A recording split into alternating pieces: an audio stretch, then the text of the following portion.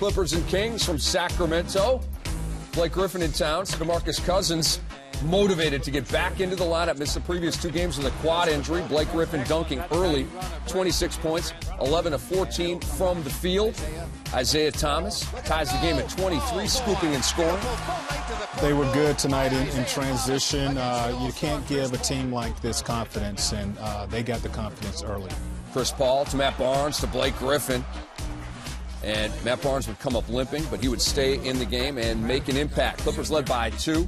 They're up by 3 right now. Not anymore. The game is tied. 3-ball for Marcus Thornton. Marcus Thornton, 6 for 10 tonight. That 3-ball was really good for the Kings, shooting 50% from the floor, 14 for 28.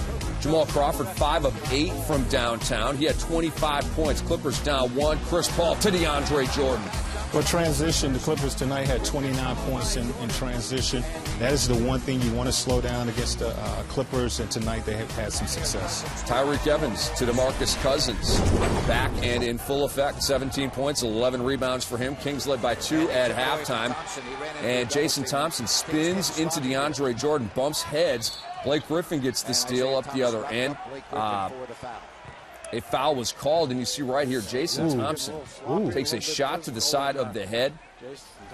There would be much bleeding. He would go to the locker room, return to the bench, but not get back into the game.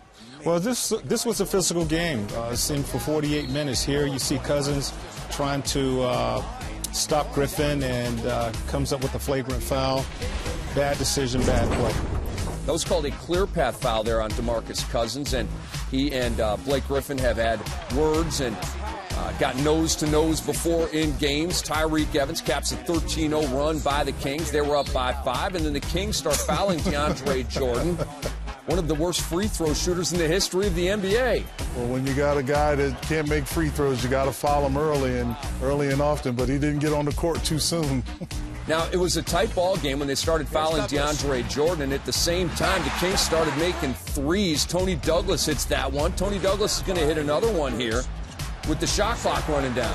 Well, Douglas did a good job of getting himself open, but the Clippers did a bad job of closing out to three-point shooters. You got to stay down.